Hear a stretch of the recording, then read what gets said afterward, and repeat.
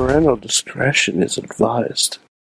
This show is brought to you by IndyWrestling.us and IndyWrestling.network for your independent wrestling entertainment. Just Pro Wrestling News Podcast. No filler, no pop-ups. Production services by Sidekick Media Services. And listeners like you, supporting us at patreon.com/Wrestling Mayhem Show.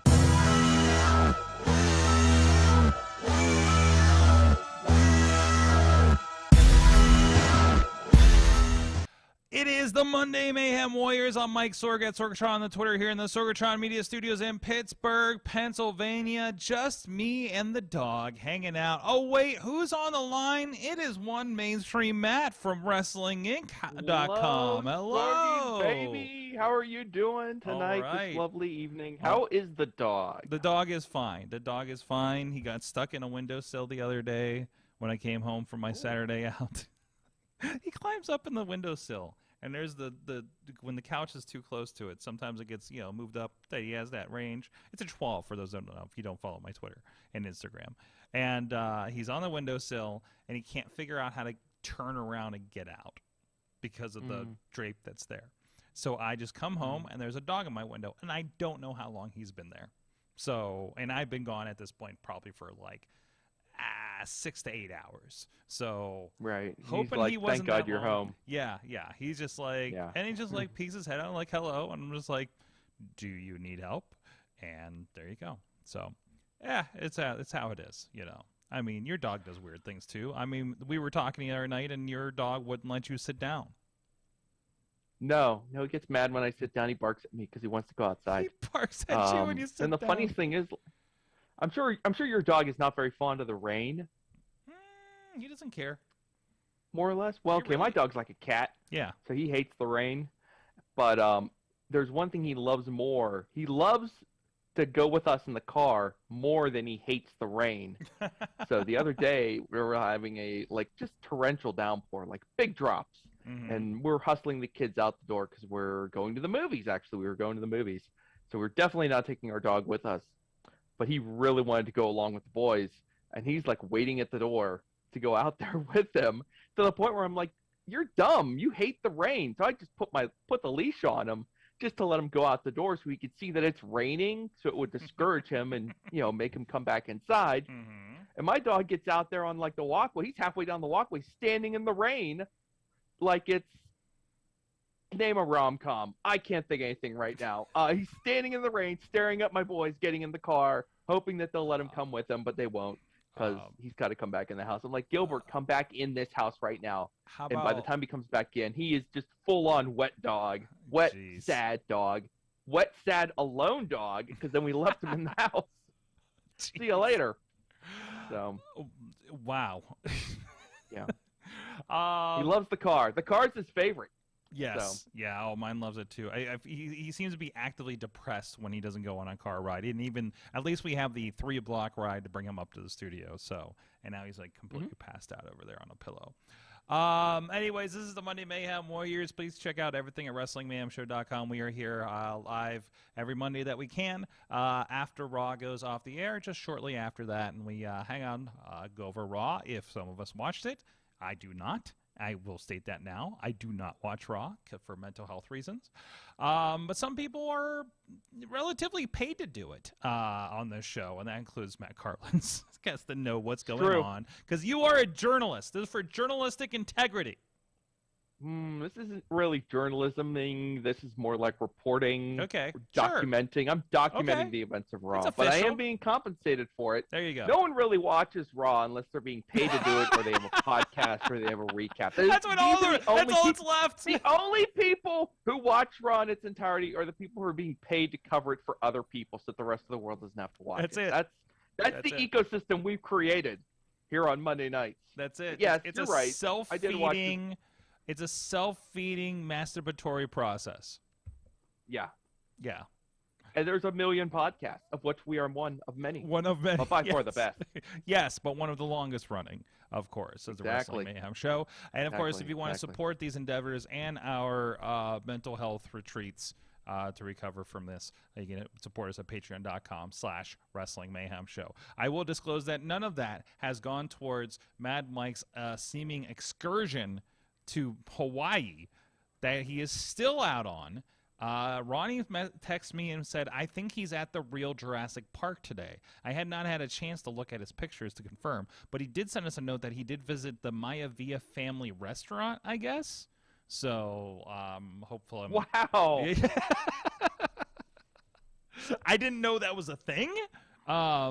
Still, I think it was reflected on the Young Rock show, but, I didn't think it was. I didn't know. I don't know. So, man, now I have a wrestling reason to go Hawaii. So. Anyways, well, how are you doing? Is there any Lego updates this week? Did you build anything new? Nope. Nope. That was my one. Yeah, I'll show you again in case you missed it last week. There you go. The Dilophosaurus. Speaking of, I finally saw Dominion, so I yes. thought, How was that? Briefly. I got feelings. You got feelings? You want to go through them now, or you want to wait until after we get through? We'll see if Raw? we have some time at the end, because I know we didn't get to Thor last week, so. Yeah, we gotta get through. Do I have to get through Thor too? We gotta talk about all these things. We'll when see Mad Mike isn't we'll here? see how we're doing time. I gotta make. I still gotta close my rings for today, so I need to get up and walk around about 10 till, because I'm like one away from my stand, and I'm on a week and a half streak. I need to make sure is fulfilled. So, anyways, well, let's talk about. Listen, Sorg well, is let's working on quickly Sorg. talk about Raw. Let's do it so that we can get on with this business. Sorg, Yes. I'm going to give you one guess of the first person. I'm going to give you about 20 guesses of who you think was the first individual to appear on the screen when Raw came on the air tonight. Vince McMahon. 20 guesses. No, you're wrong. Triple H. Nope. Theory. No. Oh. You got 20 guesses. I Sorg. got Come 20 on. guesses. Aim I high. can give you the roster. There's no more than 20 people on this show. So Come The up with 3 Miz, names already. The Miz, the Roman Reigns, No. Paul Heyman, No. Adam Pearce, No. John Cena, No. Seth freaking Rollins. No. I know Kevin Owens came out later because I had it on during that. No. That was not a guess. Who was You're it? halfway Who home. was it? Who was it? Titus O'Neil. Okay, I saw a tweet about this, and I have so many questions. What did Titus do? What did Titus do? What didn't Titus do? Oh no. Well, Titus is Yes. in the ring Yes. under a spotlight. Okay. He is apparently the newly minted WWE Global Ambassador. And He will he's represent WWE around the world. He will Okay. spread goodwill, putting smiles on the faces, etc., etc. okay. He says you'll never hear WWE. He goes on about WWE. You'll never hear them talk about politics or religion or any other topic that's divisive, because this is a place where WWE wants to make sure everyone has a good time. Okay. This is very curious to me, Sorg, for many Yeah. reasons. One of all being we never see Titus O'Neil on WWE programming, at least the live version. And Certainly he's been we see doing many of his philanthropic ventures we Yeah. get to see video of from time to time. But to see him physically in the arena, I'm sitting here wondering, are they doing this because it would be in bad taste to send Vince out there now? Is that what we're doing? Just send this other person out there to kind of like give the brain, what are we doing? I know we tried that line last week. I'm not gonna be too I'm not gonna cast too much shade on this, and let's just say that Titus O'Neil has a new job title with WWE. They were in Tampa anyways, which of course is a very Titus O'Neil area. That's where he's from after all, and where a lot of his charity and foundation work goes on. So it was an appropriate place for them to roll him out. Mm-hmm. Let's leave it at that. Let's try not to be too suspicious. Yeah. Sometimes I get suspicious. Yeah, But that we're seems gonna suspicious. Pretend this was a nice thing, and we'll let this go. Why? Because at least it wasn't Vince. What would instigate this idea? I'm wondering. What could possibly What make them think this was a nice thing? possibly? It's just it's always about the little language. So what's the little things, Anything anytime WWE starts talking about being too happy about things, you start to get suspicious, right? We just want to make everybody happy. I'm like, do you? Really? A little Mad Mike for you. Yes. Okay. Anyway, in we go. Sorg, who do you think is the second person? No, I'm not going to do that. No. We'll be here all night. Becky Lynch comes out. This promo was hard for me to track. Something about the little engine that could, and she describes herself at one point as a ginger locomotive of some sort.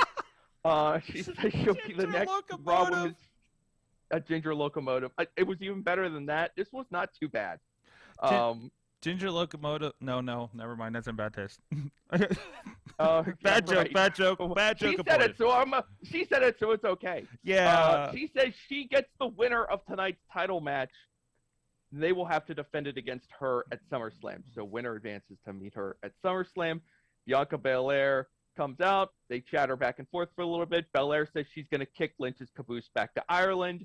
Carmella comes out. We're going to have our women's championship match under an added stipulation that comes out of the blue, and that is that, perhaps you remember last week, Carmella defeated Belair by countout. So this week, in this title match, if Belair gets counted out, Carmella wins the championship. So they spend the entire first half of this match teasing countouts for Bianca Belair. Carmella throws her over a barricade. She makes it back in. Carmella pushes her into the ring steps. Belair gets back in. It's that blah, blah, blah, blah, blah, blah, blah. If you remember Money in the Bank, they basically recreated the finish from Money in the Bank. What? Exactly as it was at Money. Do you remember the end of their match at Money in the Bank? No, I don't. Okay. The end of their match at Money in the Bank was Carmella appeared to be in control. She just decides out of the blue to start jawing at Bianca Belair. I'm the Batman champion. I'm going to be the champion. You can't beat me. You're not the EST. Blah, blah, blah, blah, blah. And Belair just popped up, put her in the KOD, hit her, and pinned her. Tonight, exactly that. Again, that is exactly what happened. So Bianca Belair defeats Carmella with the KOD, and now we are full steam ahead toward Bianca Belair versus Becky Lynch at SummerSlam. Just like we were supposed to be. Isn't that nice? Where will we go next year? Kevin Owens was back on Raw tonight, Sorgy. I saw this. Did not listen to a lot of it, but I did see this. He did a KO show segment. He introduces his guest was Riddle. They get into a little bit about why Owens hasn't been around the past couple weeks. Owens admits he had become a little bit obsessed with Ezekiel and that he had nearly lost his mind, so he had to step away to kind of find some inner peace.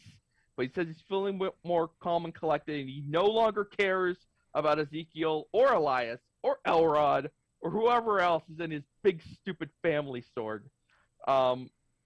He also says that he and Seth Rollins used to be friends. This ties into Riddle, because now Riddle is going to be facing Rollins at SummerSlam. This was actually announced before Raw went on the air.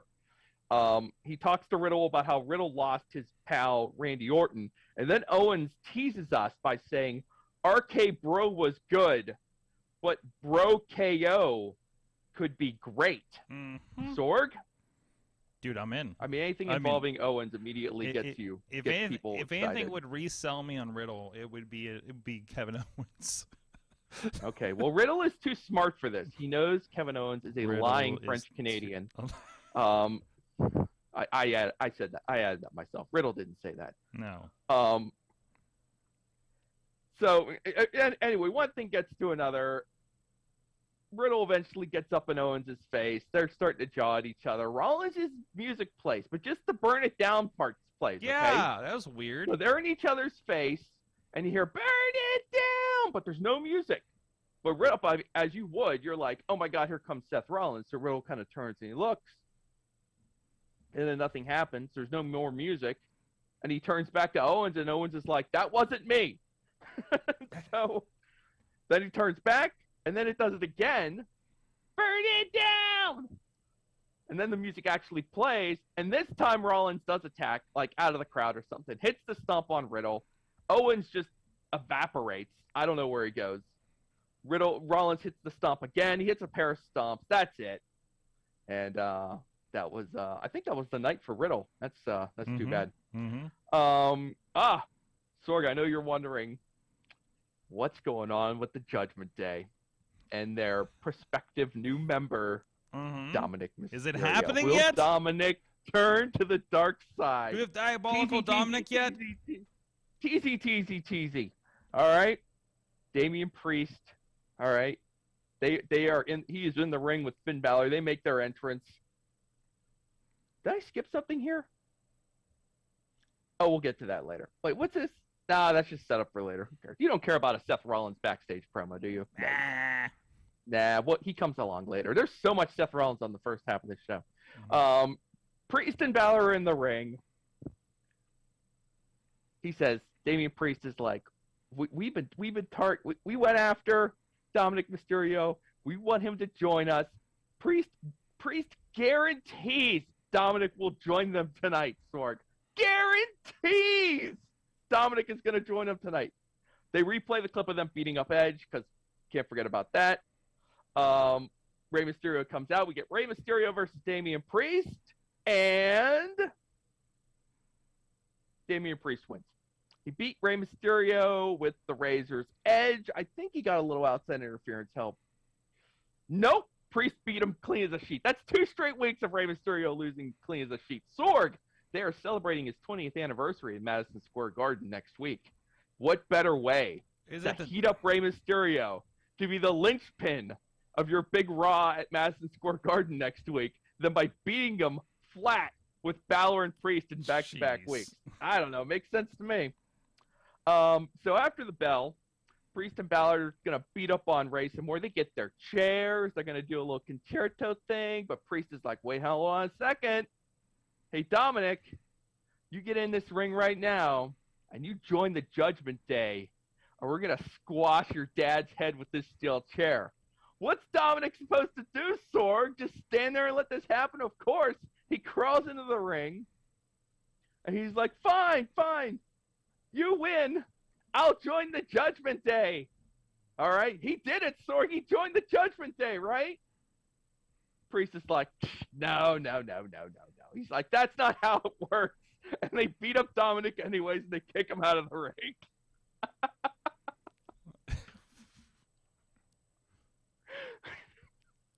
What a geek! Sorg! You've named like 2 storylines that I've witnessed in a single promotion over the last 2 months. It's weird. They spent so many weeks just like, just ogling, making eyes at Dominic, and they finally got him, and they're just like, nope, nah, maybe somebody else. He's losing it over here. He's just lost it. I'm sorry. I'm scrolling through this stuff that I read. We're at 4,000 words on Raw tonight. Now I'm trying to condense it into 5 minutes, and it's not working. Ezekiel versus Seth Rollins. So this might sound familiar. Okay. I don't know if you watched, because not everyone did. If you watched the July 4th episode of Raw, but we got Seth Rollins versus Ezekiel on that very same episode of Raw. It's been 2 weeks. We're getting it again.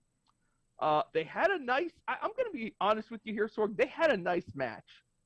And not just because, as someone who is living and breathing here in Pittsburgh, I'm obligated to root for Ezekiel, since I assume that, like his brother Elias, he is also from Pittsburgh.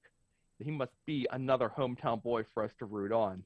But Ezekiel does his usual wonderful job here.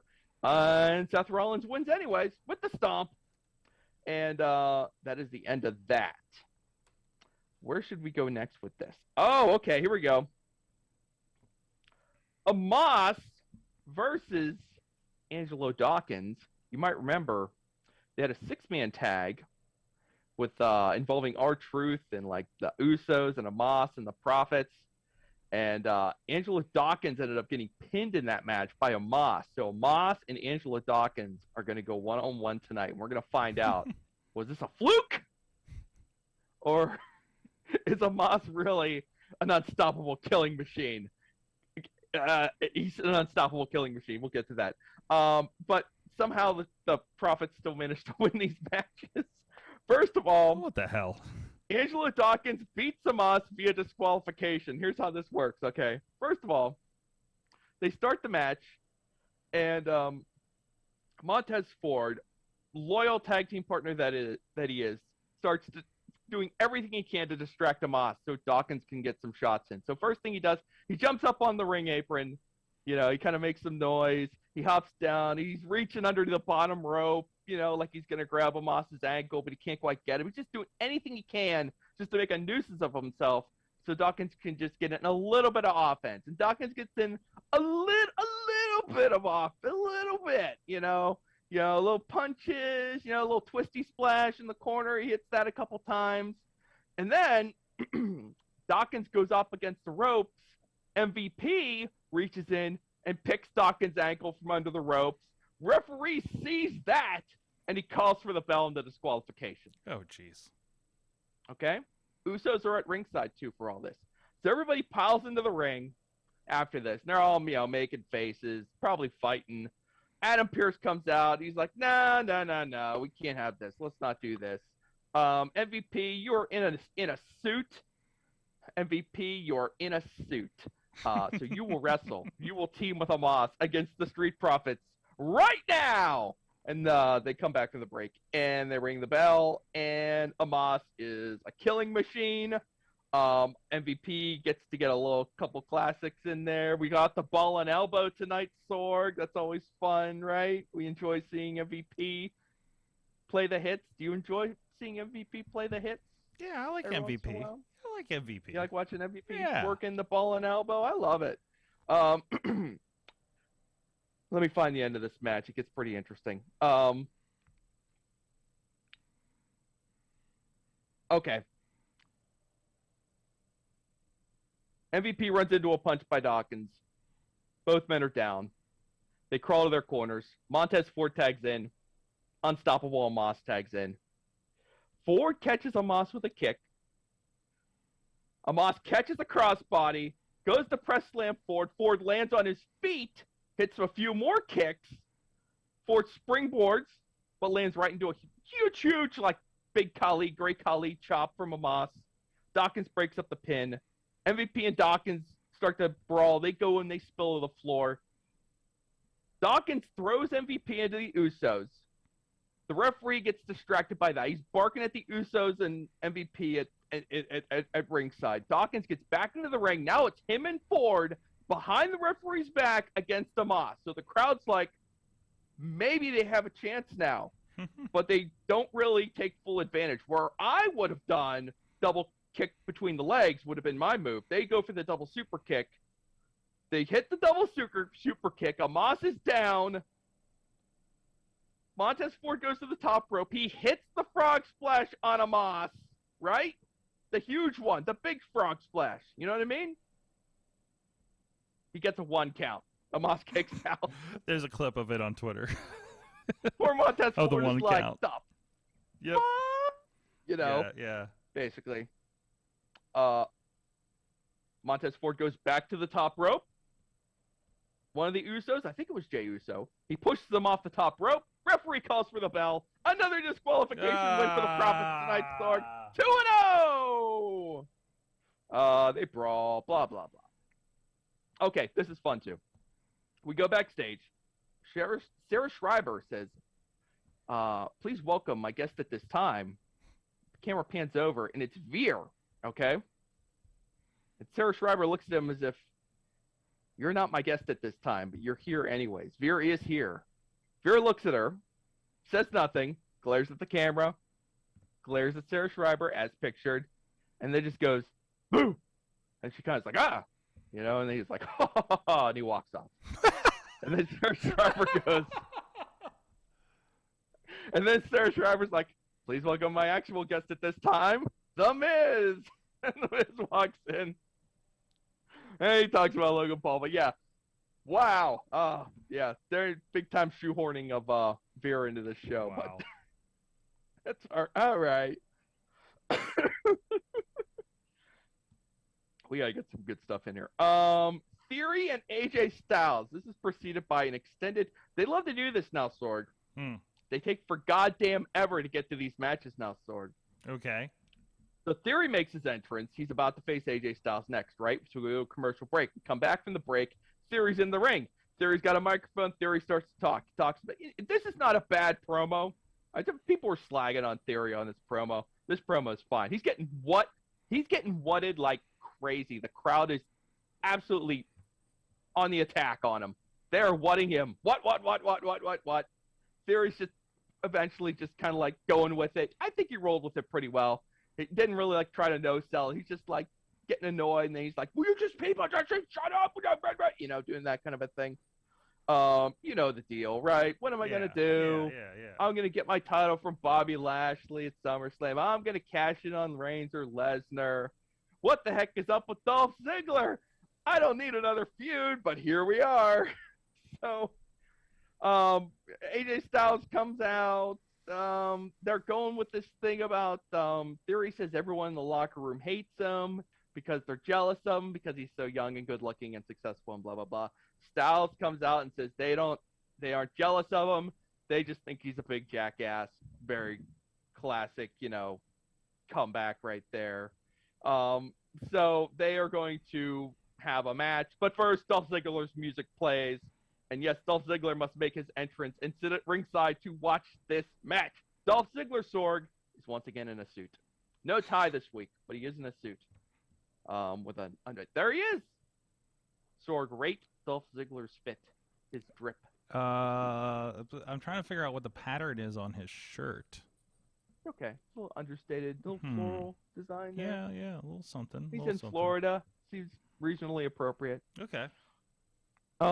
This is a fine match. The ending comes as Theory escapes a calf crusher by Styles, I believe. He rolls under the bottom rope and goes outside the ring where Ziggler awaits. And then as Styles is approaching, you know, the ropes, the referee's like, no, get back. Referee turns their back for a moment. Suddenly, Ziggler pops out of the chair. Super kick. Boom. Theory's out. That's it. Count out win for AJ Styles, Sorgy. Nice. Theory is taking a lot of losses, Sorg. Mm-hmm. You know what that makes me think? Theory's losing a lot. Makes me think this cash-in's coming, baby. Mm-hmm. Cash-ins might be coming. They this love to might do be a that. real thing, They Sorg. They love to do this. When the losses start piling up, that win is coming. That cash-in is coming. It might be coming soon. They might just be crazy enough to try this, Sorg. You think they're crazy enough to do this at SummerSlam? Yeah. They got to strap up Austin goddamn Theory at SummerSlam? Have him be the one that takes out Reigns after that giant run? Did you have him cash in on Reigns or cash in on Lesnar? You have Lesnar beat Reigns. And then you have what's the better outcome? What's the future match you want? You want Theory versus Reigns down the road. Wait a minute. I think you have Reigns beats Lesnar, then Theory beats Reigns. Yep. And then that becomes Reigns after Theory. Yep. Theory's going to need some backup. I don't know where he's going to find anybody. He has no friends. That's firmly established. Maybe he'll find friends. Maybe somebody will step up. Maybe Dolph Ziggler is going to be a secret friend that will help Ziggler. Theory. Yes. Maybe. Yes. Secret friend. Okay. Oh, my God. I almost forgot about this. My brain tried to block this one out, but now I'm here. We're going to have some fun. Sorg. 6-woman tag team match. It is Alexa Bliss, Asuka, and the 24/7 champion Dana Brooke versus Doudrop, Nikki, ASH, and Tamina. This is window dressing for a bizarre sequence of 24/7 title changes that happened during the match. First of all, Dana Brooke spills outside. She's outside the ring because she dove onto somebody on the outside. Akira Tozawa sneaks out from underneath the ring and rolls up Dana Brooke, and he wins the 24/7 championship. Akira Tozawa then crawls back into the ring, backs up right into Nikki. Nikki hits him with a twisting neck breaker and pins him to win the 24/7 championship. Alexa Bliss comes up, grabs Nikki hits her with her DDT, and she pins Nikki to win the 24/7 championship. Doudrop comes in, hits a running crossbody onto Bliss, and she pins Bliss to win the 24/7 championship. Tamina comes up, she super kicks Doudrop, and she pins Doudrop to win the 24/7 championship. Dana Brooke comes back in, she rolls up Tamina, and she regains the 24/7 championship, and then she sprints from the ring back toward the entrance stage as an assortment of people chase after her. Moments later, Asuka puts Nikki in the Asuka lock out of the blue, and that gets the submission win. Somehow this 6-woman tag team match, Sorg, I don't know if correct me if I'm wrong, but I've seen matches where when the 24/7 championship match interjects into an existing match, that the previous match ceases to exist. Right? We can't have 2 concurrent matches at the same time, right? I like can't. when one match begins, the other one must end. If we have 2 operating, that's like multiverses colliding. Nope. Right? Unconfirmed. Didn't we have this? Whatever. It depends on it depends on who the agent is on the match, probably.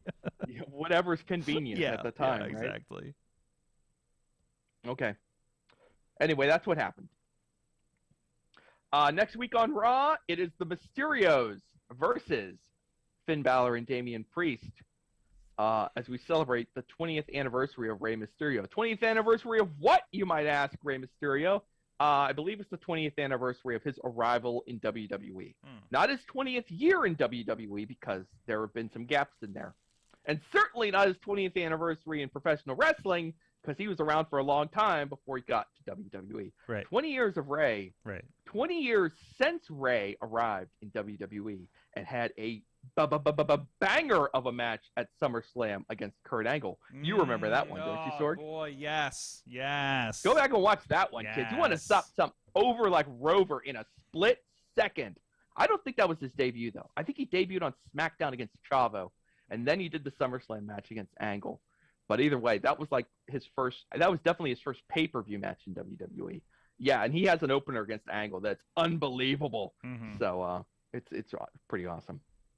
Oh, and yes, Roman Reigns will be on Raw next Monday in Madison Square Garden, Sorg. Wow, when's the last time we had is back from Hawaii by then? When's the last time we had a live Raw in Madison Square Garden? It's years, right? I will have to check. Because I don't think they've been there recently for non-televised. Oh yeah, they did a big non-televised show. I remember, because it was a big deal. They couldn't figure out who was going to fight Brock at that show. They kept it a big secret, and then it turned out to be Theory. Yeah. And he got beaten in like seconds or minutes or something like that. Yeah. All right, main event, talkie segment, Sorg. Oh boy. Miz TV with The Miz and Logan Paul. It was fine, you know. This is about everything. They basically retreaded everything you'd expect, you know. Miz, I beat you up at WrestleMania because trying to teach you a lesson. You're not ready to hang with us here in, you know, the world of professional wrestling. You know, The Miz, you know, he's very good at, you know, pumping up everybody else.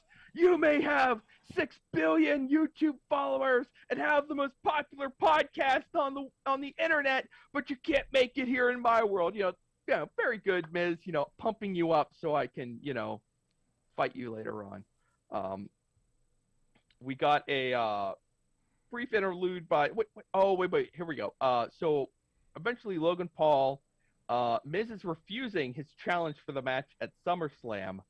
So Logan Paul has to dig deep here, Sorg. And you know, we don't believe in long-term booking in WWE, but I think I might have detected some, because after weeks and weeks of tiny ball jokes at The Miz, this is the key nugget of this is the key plot point that Logan Paul utilizes and weaponizes against The Miz, as he refers to someone with 2 blueberries in his pants, and then he starts a tiny balls chant, and The Miz is incensed, Sorg, because this is not a thing, as we've been told for weeks. but it is a thing. And The Miz, yes, this T-shirt, you can actually purchase this T-shirt on WWEshop.com. Hello, my balls are massive. If you want to be mocked by your neighbors, you can buy this shirt. I can't even. And so the tiny balls joke pays off with Logan Paul using it, again, weaponizing it against The Miz, and The Miz cannot take this mockery, and he agrees to the match at SummerSlam. Logan Paul versus The Miz, one-on-one. What could go wrong? It'll be fine. Oh, jeez. Won't it? And of course, Champ is involved, and usually Ciampa ran out and tried to jump Logan Paul, but it didn't work. Logan Paul got the better of both of them. Put him in a I thought they were going to do. I was cage. like, oh, a beatdown. How interesting. Logan Paul says he'll be back next week too on Raw in Madison Square Garden. What's the worst that could happen? What's the worst that can happen? Well, Sorg, we talk about how successful all of these celebrities have been. Okay, it's not correct to categorize Pat McAfee as a celebrity at this point because he's so integrated into WWE at this point. But most of the time, these celebrity matches, these celebrities are now insulated within the boundaries of like a battle royal or a multi-person tag. I can't remember the last time we had this big of a celebrity match that was strictly one-on-one. The strictly one-on-one. I mean, do we count strictly a one-on-one match? Do we count Knoxville? I would count. I think we could count Knoxville, maybe. Yeah. See, I felt like I needed my memory jogging on when was the last time we had something like that really set up. But yeah, you're right, Johnny Knoxville. Yeah, Johnny. I mean, there was a lot of shenanigans around that. So, but I mean, like, carefully orchestrated. But I don't think there's going to be a lot of prop comedy in this one. Either way, so, even if you can call it even less of a wrestling match, and you could call it a live jackass exhibition, which.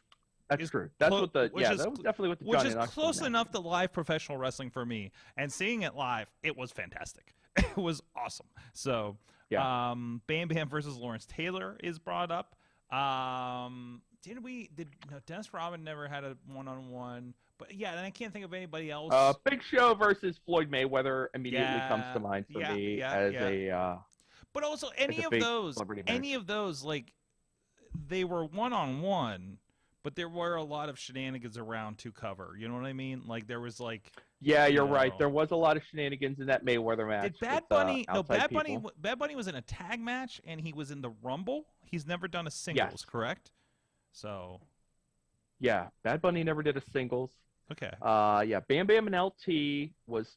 Even though LT and Bam Bam had people in their corner, there wasn't a lot of outside involvement. No, that was more of a match. Just a match, from what I remember. Cody versus Stephen Amell. That was all of Stephen Amell's matches were pretty much straight up. Yeah. Stephen Amell had basically a straight up match against Christopher Daniels at the All In. Oh yeah. And that was straight up one-on-one. That didn't involve any kind of other shenanigans. But yeah, you don't get like the strictly one-on-one celebrity match. That's a little bit of a rare thing. So especially when you try to like weed out the ones with a lot of outside interference, which is what I'm going to use now to argue against the Johnny Knoxville thing, even though you're absolutely right that was a good straight up celebrity match that we had. More or less. I mean, you had like, everybody made cameos, of course, but it's just like Orange Cassidy Wardlow last week, right? Yeah. I mean, there was when Chuck Taylor suggested they use a chainsaw. Yes, I just watched I watched the Being the Elite on that when they were looking for something. They're like, "We're gonna kill him." We're like, "No, I don't think you should." Like Keith Lee's coming up, like walks by and he's like, "You want to help us kill Wardlow?" And it's like, "Nah, man, I'm out."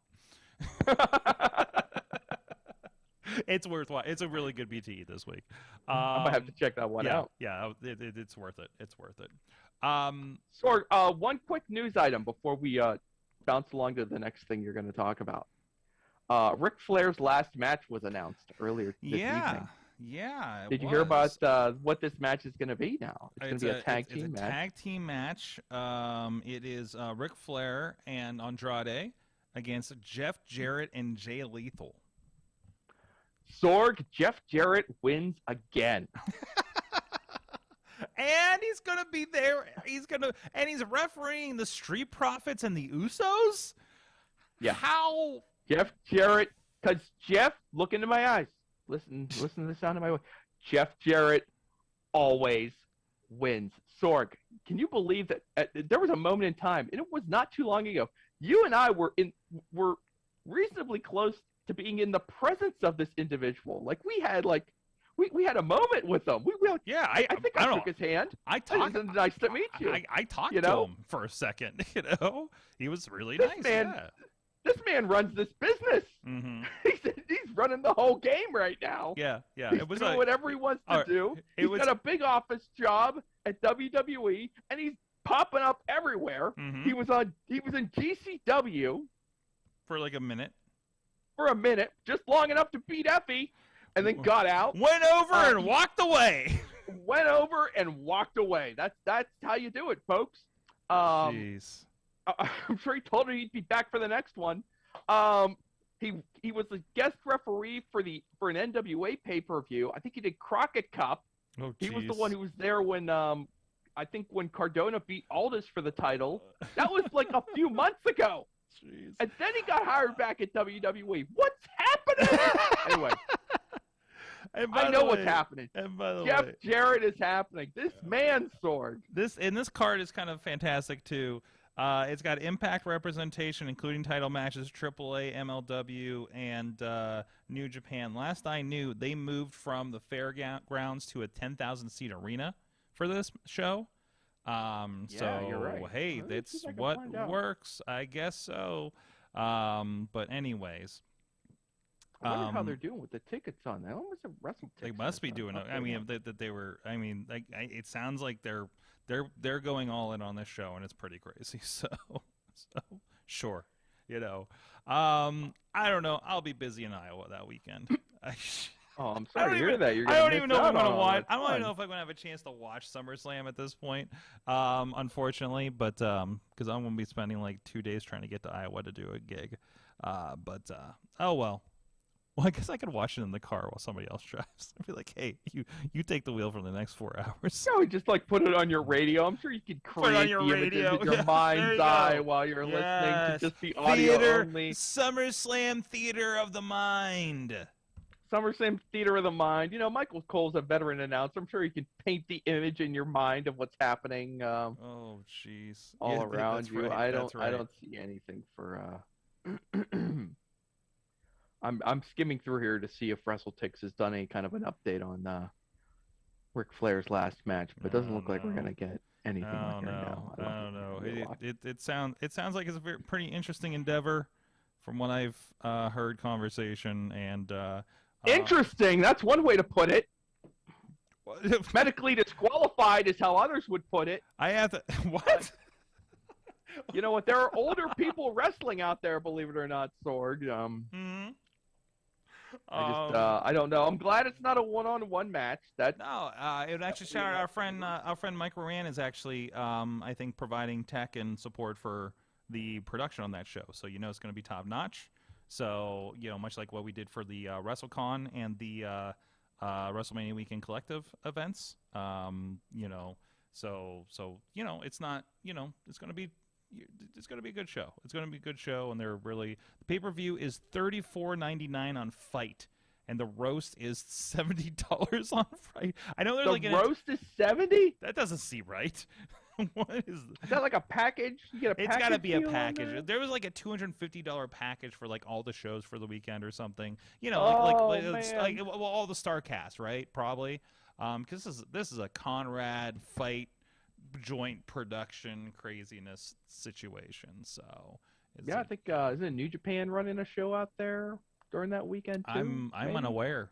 I am unaware. Okay. So I heard Look at I heard word where they don't mind if I do. I heard word where they might be going in the near future. That's very, very interesting. But oh, you want to spill the tea? No, I'm not. I've learned not to say certain information I learned in front of a journalist. I've actually had to use off the record in a text to you the other day because I'm worried. I'm worried. Secrets. I always protect myself. Worried who don't you're. Listen to this. Don't listen to this sleaze bag. I'm an ethical and provocative. I don't know what you're on, bringing up the Nick over there. I found myself in some interesting informational situations, and this is why you need to not tell me secrets. because I'm like, hey, this happened, and I'm like, oh shit, I just told a journalist on a website.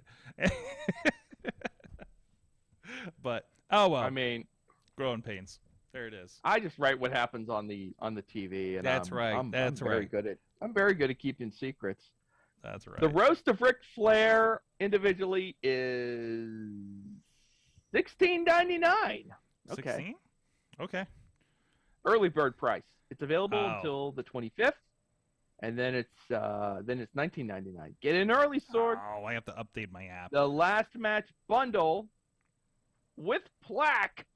Plaque? It's $200. You get a plaque. You get a plaque? You get a plaque. They're sending physical goods from Fight now? What is this? What is this? Can I get Tell wait, me more. wait, Tell me more. When I order Bound for Glory, will they send me the VHS tape too? Dude, I'd pay $200 for that. I would like, yo, I'll drop $80 solid on that. That white clamshell style VHS box. One of those. Well, it's at least Nice. 2 tapes, like Titanic style. So Yeah. Oh, that's fantastic. You order this $200 package. You get every StarCast show. Yeah. Ric Flair's last match, the roast of Ric Flair, and something more.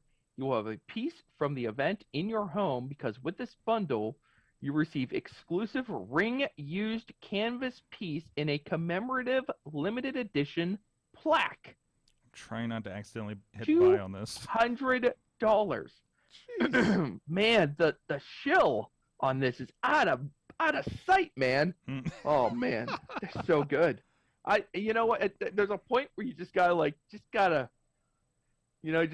your cap. Like, yeah. Man, Oh, dude, Conrad's the best. They want to keep giving you money, keep taking it. Yeah, dude, that's the pro wrestling way. Conrad, for like it or hate it, like Conrad is the most like I'm going to like wrestling businessman thing with the whole StarCast thing, with the whole podcast, ad-free show, whatever that's going on, and I just finally read the Tony Schiavone graphic novel biography thing, and it's like, that somebody like Conrad like goes to somebody like that and reinvigorates them into wrestling when he had like walked away from it for like 15 years. So that's really cool. So I think Conrad is a net positive for the wrestling business. That's my take. That's my short hot take on that. So, excuse me. My feeling is that as long as wrestlers are getting good gigs that pay, it's good. It's brought these, I would say, old timers into this new media generation, right? He's been really good about taking them and say, okay, if you bring in this way, but also this is a business guy that was doing, what was he doing, real estate or something like that? It's like the whole mortgage lending. Yeah. So so I watched a panel with like him, Bruce Pritchard, and Colt Cabana and Philadelphia one time at a non-wrestling event. So I got the whole background. I was like, okay, now I get it. So anyways, that sounds like an interesting environment to see them speaking on a panel at a non-wrestling event. It was podcast movement. Missy was also a presenter at that event, not on the same panel as those two, but and I had no idea. Yeah. I was like, oh, wrestling, whatever, and I looked, I'm like, Colt Cabana, because I had just seen him like a couple weeks before at a show, and I was like, hey man, and we bullshit for a little bit, but anyways. Thank you, sir. Yes. He's the mothership from which all of these tiny little podcasts really have been born. He really is. He was the never forget. He was the pioneer, if you will, of wrestlers on podcasts. Showed everyone the way. Yes, yes, and now everybody is benefiting, except for maybe we are too. I guess we kind of are too. Matt Carlins, you can check out his articles that sometimes get retweeted by CEOs of wrestling companies over at WrestlingInc.com. Oh my God, that's right! I upset Tony Khan. You upset Tony Khan. So much fun. You upset Tony Khan. But, he didn't read the article. He only read the go headline. Check that if he would have out. read the article, he would have been much more respectful in his response. Mainstream Matt, 1T on the Twitter. I am at Sorgatron. Please go check out. We just put on a bunch of our Twitter and Instagram, our tour of the Lucha Street Taco, over in Squirrel Hill, which is run by a friend of the show, Bubba the Bulldog, who I got to see wrestle at KSWA's Under the Bridge Brawl Under the Bridge, and I got some images and stuff there, and some videos are going to be coming out. I'm probably going to. Well, I tweeted a lot of videos, so including a lightsaber battle on my TikTok. Check that out with Yinza. Thank you so much. We'll see you guys next time.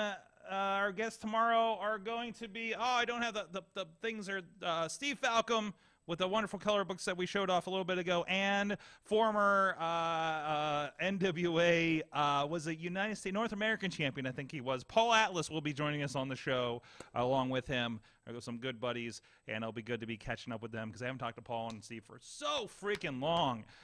So looking forward to that. We're going to be talking a lot of old school wrestling, more likely. So join us at 9 p.m. Eastern Time tomorrow. Mayhem out. Stay tuned for Silk Stockings.